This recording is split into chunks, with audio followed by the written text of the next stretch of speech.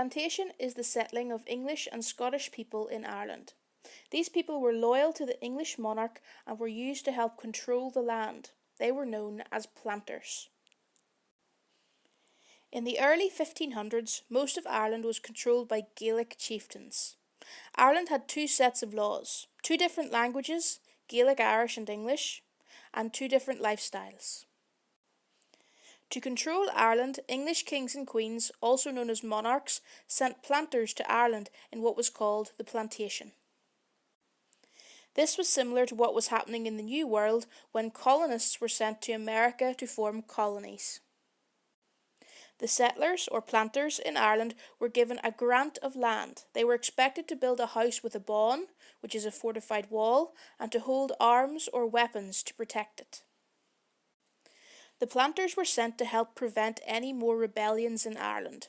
A rebellion is when people fight against the king, queen, or government. These people are called rebels. There were several different types of people who were given land, particularly during the Ulster Plantation. Servitors were soldiers or government officials who were awarded land. Undertakers, a person who was given a large piece of land and had to recruit English and Scottish families to settle there. Loyal Irish, Irish landowners who were given back some of their land because they promised to be loyal to the king. Church of Ireland, and London companies who founded the city of Londonderry. These were a group of tradesmen and merchants from London who came together to form a guild. They became known as the Irish Society and were responsible for planting the towns of Derry and Coleraine. This is why Derry was renamed Londonderry. How did Henry VIII control Ireland? Surrender and regrant. Henry used a policy of surrender and regrant to control the Gaelic lords. The Gaelic chiefs were encouraged to surrender their lands to the king, but were given them back if they swore loyalty to him. In 1536 he declared himself as head of the Church of England, and he made Protestantism the official religion in Ireland. Catholicism was banned, and land belonging to the Catholic Church was confiscated. In 1541 he appointed his own Englishmen to important jobs in Ireland because he felt they would be more loyal to him. The triangle shows the system of hierarchy in Ireland, with the king at the top, then his own men, then the loyal Irish, then everybody else. There were 3 plantations in Ireland in total. The first was in Laois Offaly in 1556. It was under the rule of Mary I, Henry VIII's eldest daughter. The second was in Munster in 1586, and this was under the rule of Elizabeth I, and she was Henry's second daughter. The one that we are interested in is the Ulster Plantation, which took place in 1609, and it was under the rule of James I.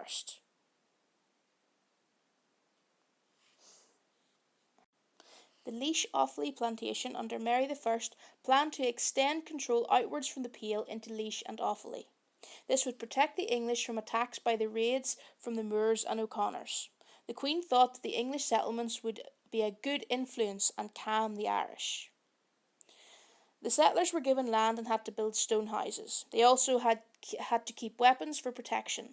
They had to farm in the English way and not employ or marry any Irish. The plantation was a failure. The Moors and O'Connors terrorised the planters. They were unable to persuade enough people to come to Ireland, and it was too expensive to protect them from the native Irish. The second plantation under Elizabeth I was due to an uprising by the Earl of Desmond in 1579. Elizabeth sent an army to stop him. The army destroyed farms and animals, and this caused a famine because the people could not feed themselves. To keep control, Elizabeth sent planters to Munster. The land was given to the Queen's favourite officers and men. They were called undertakers. They had to use English workers and farming methods. They had to protect the land they were given. It also did not work. The land had been too badly damaged by Elizabeth's army. The planters were constantly attacked by the Irish.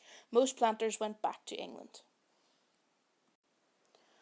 So what were James I's reasons for the Ulster plantation, given that the previous two had been unsuccessful?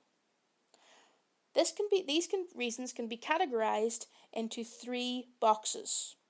The first is a fear of foreign invasion. The picture shows Philip III of Spain. This was one of the main fears that the English monarchs had. The Irish chiefs looked to Spain for help during the rebellion in Munster. The English saw Spain as a dangerous neighbour which could use Ireland as a base to attack England. The Pale was the only area fully under English control. The rest of Ireland could not be trusted if a foreign power tried to invade. The second category is religious and cultural reasons.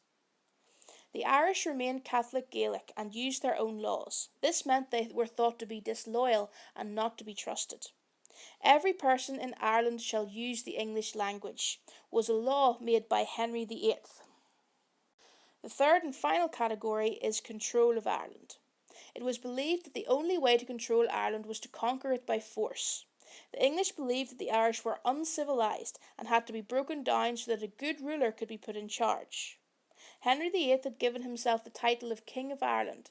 This meant that all the English kings and queens that came after him would also rule Ireland. The Irish should obey him. Some of you may have this table in your notes. Refer to it when you are revising. In 1585, Hugh O'Neill is made the Earl of Tyrone. The English thought he would introduce English laws and ways of doing things. In 1593, Hugh O'Neill did not introduce English law, but kept the old Gaelic way of doing things. He resisted any attempt to interfere in his territory. This turned into a full-scale war in 1593. Between 1595 and 1598, after the English were defeated at the battle in Clontibret and Yellow Ford, they began to burn the land. This meant that nothing could grow as many Irish starved. In 1601, King Philip of Spain sent 4,000 Spanish troops to assist O'Neill, but they landed in the wrong place. O'Neill and his army had to go and rescue them and were defeated at the Battle of Kinsale. In 1603, O'Neill was forced to surrender but allowed to keep his land in exchange for following English laws. By 1607, O'Neill was worried that one of his enemies from the war would try to harm him. He took 100 of his followers and boarded a ship at Lough Swilly. They sailed to Europe. This was known as the Flight of the Earls. In 1609, Ulster was left without leaders after the Flight of the Earls. King James I of England thought it would be a good time to try another plantation. He decided to send English, and Scottish settlers to Ulster. This was called the Ulster Plantation. A push factor is a reason why a planter would want to leave Scotland or England. A pull factor is a reason that a planter would want to go to Ireland. Push factors. Some planters felt if they stayed in Scotland they would always be poor. Rent was also high in Scotland and England. Some parts of England and Scotland had too many people. There wasn't enough land for all. In some areas of England and Scotland there were too few jobs. Most jobs did not offer new opportunities to make more money. Pull factors. Some of the English and Scottish planters wished to civilise Ireland. This meant they wanted to introduce the English way of doing things. Ulster offered planters the chance to better their position as land meant wealth and power. Tenants were attracted to the large estates by the low rent. Most planters were attracted to Ulster by the promise of huge estates for low prices. So where was planted? 6 of Ulster's 9 counties were planted during the Ulster Plantation. Antrim, Down and Monaghan were planted through private plantation, such as the Montgomery settlement. Settlers in Derry and Armagh were mostly English, whilst those in Donegal and Tyrone were mostly Scottish. Fermanagh and Cavan were a mixture of English and Scots. The results of the Ulster Plantation. The Ulster Plantation was the first English plantation in Ireland which was successful. Although most of the best land was owned by English and Scottish planters, many of the Irish stayed as tenants in the planted areas. The planters introduced the English language and English customs to Ulster. The Scottish settlers had a belief in the value of hard work and a determination to be successful. The most lasting effect of the plantation was on religion. There were soon more Protestant planters than Catholic Irish in Ulster. Most English settlers belonged to the Church of Ireland, whilst the Scottish settlers were mainly Presbyterian. Religion divided the planters from the native Irish, and this division continues to have an impact today.